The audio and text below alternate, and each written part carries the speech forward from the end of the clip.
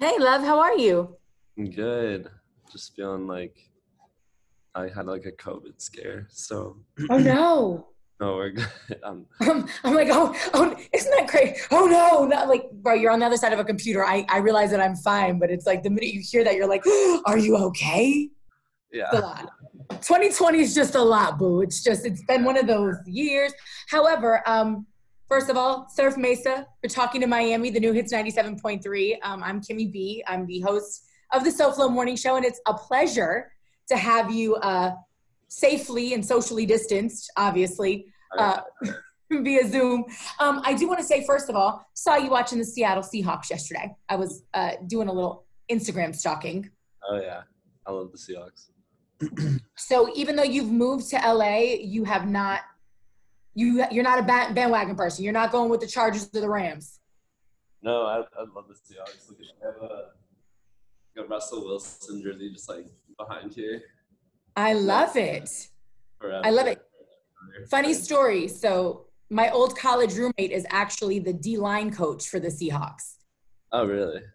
Yes. So I was actually at their playoff game last year. Was it Oh, playoff game season? Last game of the season when they played San Fran. mm, Ever. But there is nothing like the 12th man, I gotta say. I'm sure Seattle fans can't wait till they can actually be back in the stadium with the boys.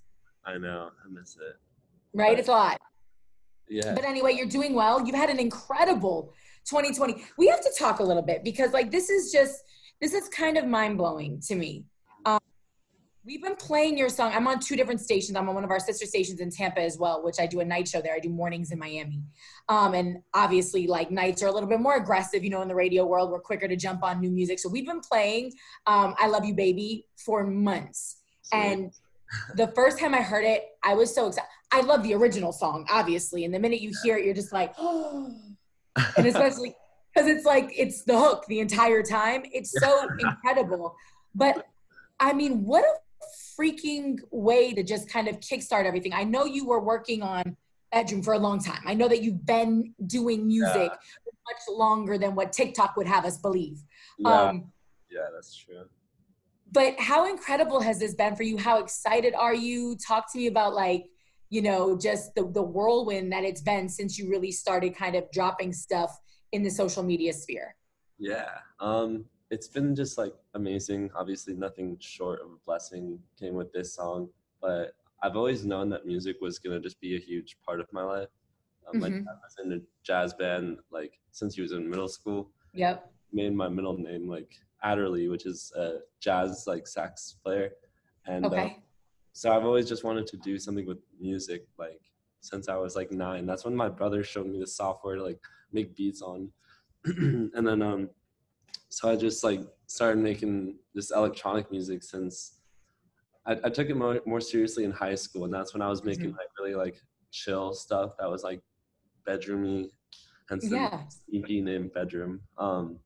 But ever since this song came about, this it's become more real to me that I'm gonna be like being like playing shows, Yeah.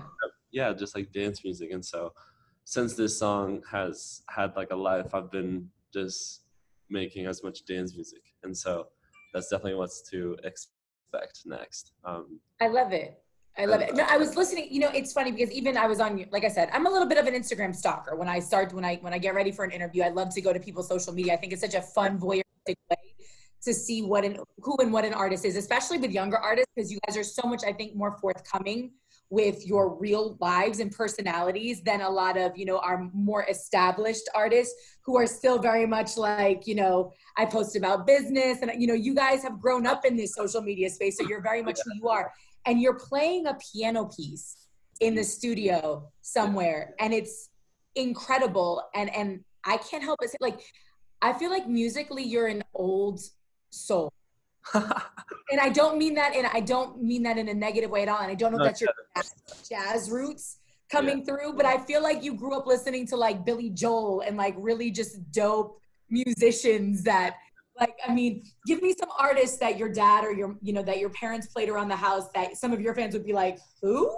yeah. I mean, my dad was he's just like always had jazz music playing, and he had like these two big monitors set up, and then like like a vinyl player, and then like just yeah, he would just play like, I don't know, Miles Davis and all these old heads. And then he so that piano, that was the first time I visited Capitol, and I asked to go down to their like basement studios, because those ones were like, even the signed artists, like let's say Sam Smith, if he wants to have a session there, it's like $2,000.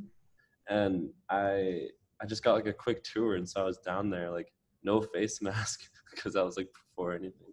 But I was like, can play the piano, and I started playing, and then my one of my really good friends, Natalie Dodd, she's now my A&R.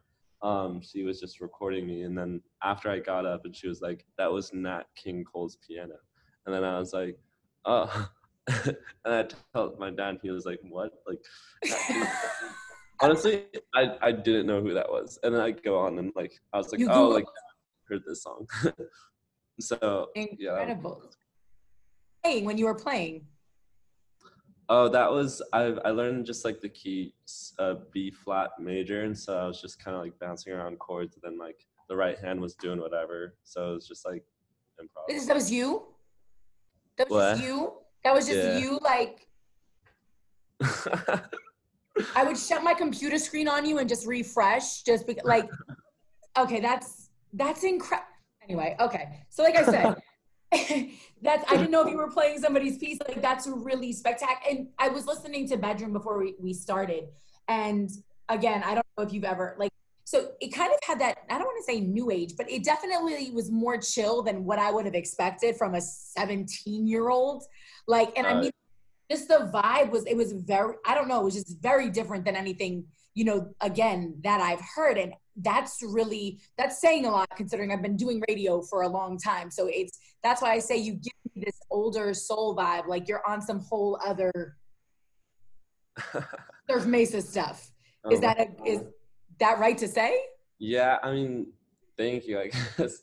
But that kind of music is influenced from like the SoundCloud come up days, because before I was on like any DSPs, I was just putting my stuff on SoundCloud, and then like from my high school, I'd just say like link in bio and just have them go check it out. But I was also listening to a ton of people on SoundCloud, and it was just like this little community circuit of people who had made like electronic music from their bedroom, and so that genre alone was just like its own chill thing with like beats and then these like analog synths, and everyone was just experimenting in such like an interesting genre, and it wasn't commercial at all, and there was no lyrics, but like because none of us were like singing, like it was just bedroom gear, and so that's like definitely what that genre like was a reflection of all that like SoundCloud inspo.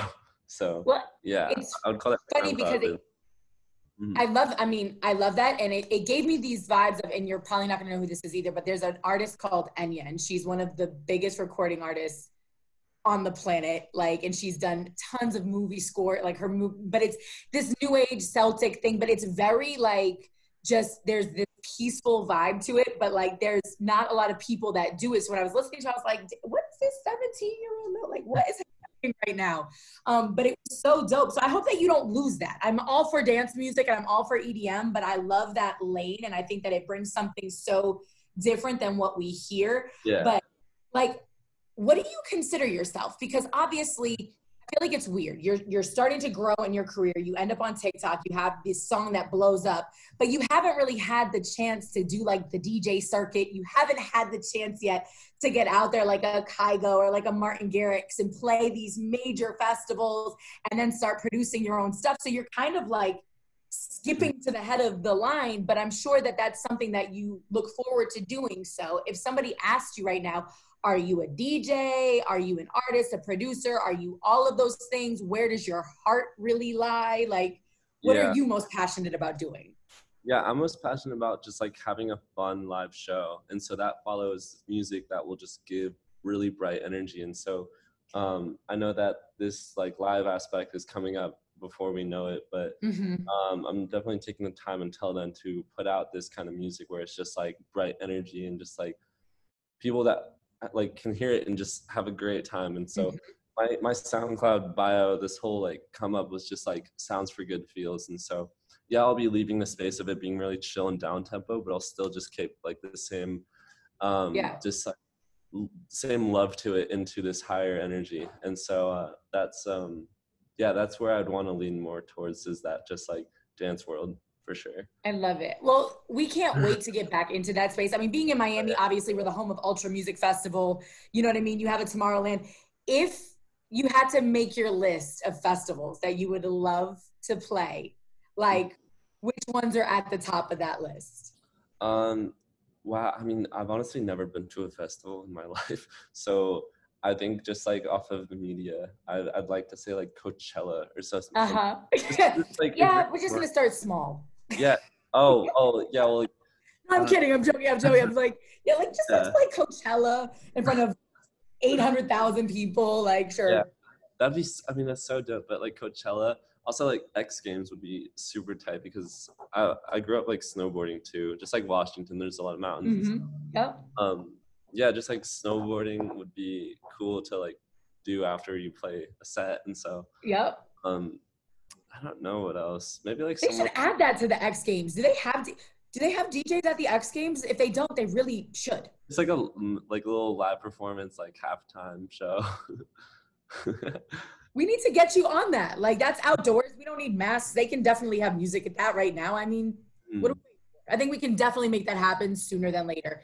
You Uh, said, like I saw on your Instagram, you were super excited because you got to remix Halsey and Marshmello's "Be Kind." yeah. Do they just slide in the DMs and say, "Hey, you want to do something with this?" Like, how does that? Yeah, so Mo reached out to me like a few months ago, and for anyone who doesn't know, he manages Yep. just Marshmallow, and then Marshmallow and Halsey are with my label Astralworks under Capital, and so it was kind of like the same family, like in-house deal, and Mm-hmm. so I was really excited about the original song, and so I was also excited about putting my own twist to it. And this was the first production following ILY, and so this was really a big look for me, and especially if I wanted to step outside of the chill zone, like I said, into Mm-hmm. something that's more energetic. So that was really like the goal into this remix, and that was just putting like a whole nother feel to it. And so I sped it up to from 94 BPM to 116, and then did this like break beat and like found these cool vocal chops. Kind of built the track around that. Once Mm-hmm. I finished it, I I was like, okay, it's done. I showed my team, and they're like, well, it's like really fast, and so they said it's really fast. Like no one in quarantine is like dancing right now, and so they were like, let's slow it to like 113. So yeah, it's like a 113 dance track, but it makes sense. It's really cool. No, it's Uh, I was listening. It's yeah. great. You really are like a music head. Like I love this. Like you are like a legit. You are not a just give me a Serato and let me stand behind there. Like you are about this DJ life, and I absolutely love that. It's like blowing That's my mind. honestly, I doubt myself in complete opposite way. I was in an Uber ride like yesterday, like 2 days ago, and I was, I was like, yeah, I produce like when I talk about producing to people that like Mm-hmm. don't know like the name Surf Mesa, I completely leave out the name Surf Mesa. Yep. So it's just like a blind conversation. So I was like talking to this guy about, I knew that would happen, sorry. I was talking to this guy about producing, and he was literally like nerding out, and I didn't know anything he was talking about. I was like, yep. He was like, yeah, 1, 2X, twin. I was gonna get a compressor and do this. They're like $200, and I was like, no, I have no idea what you're saying. Well, at least I mean you still have a little bit left to learn. So that's Yeah, goals, right? Like you can continue to yeah. grow in this space. I do just want to like, I know you're running out of time and we need to wrap up. You also got to work with Carol G, who's like one of the biggest artists on the planet. Idio Mio, you just did the remix. Again, like Yeah. next on Well, the list, like you're not really leaving too much room for yourself. Like, I mean, Halsey, Marshmello, Carol G. yeah, yeah. So she was, I mean, she was having a lot of success after her single "Adios Mio," and Yeah. she also a huge fan of ILY, and so she reached out to me to really like find that middle space between kind of like the production Wait, okay. Can I take you with me, my Yes, Postmates? honey, go ahead. Don't leave your Uber Eats at the door. Okay, okay. Hi, how you doing? Thanks so much. I got it. Oh, thanks, man. Okay. You have to tell me what you ordered now. I see an iced coffee. What did you get? Is it Starbucks? Yeah, it's a caramel macchiato. Dude, that was Okay. Because you have a lot of interviews. Okay. Like I said, I know that we were a little bit late when we started. We have to wrap up. So you were saying Carol G, and she just wanted to find the happy medium. Yeah, we're good now. No one should call me. So yeah, she had like a lot of success from her song Ideas Mio. Mm-hmm. And then she's also a fan of ILY. And so she reached out to me like trying to like get ILY inspo into Ideas Mio. Mm-hmm. And I made 4 versions of the remix. And like one was like this like, you know the song EXO by Beyonce? Yeah. That's one of my favorite songs on that album. I love that. It's such a good song. Actually, one of my ex-girlfriends and I like that was like our song. And you still love it? Oh yeah, still love it. It's a great song. Okay, good. All right. That's, you know what? That's an evolved man right there. If you can still love a song even after you separate with the person that it was, you're good. Yeah. But I made like 4 versions, and one of them was literally exactly like well, not like exactly, but like same realm. And then she was like, "Oh, I like this one," and I was like, "Yep, I figured she'd like this one. Very tropical." But there you go. After all, I was really excited about the production. So yeah, that's out now.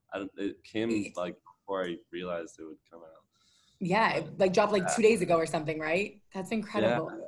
Like I said, you've had a pretty amazing 2020. And I also just saw ILY in a commercial.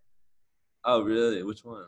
It's in like a diamond commercial. Oh, yeah. So I'm hearing right? Like the yeah, there's like one there's an ILY and they well, it's not like my version of ILY. It's like I Can't Take My Eyes Off You, like another cover in like a Panda Express commercial.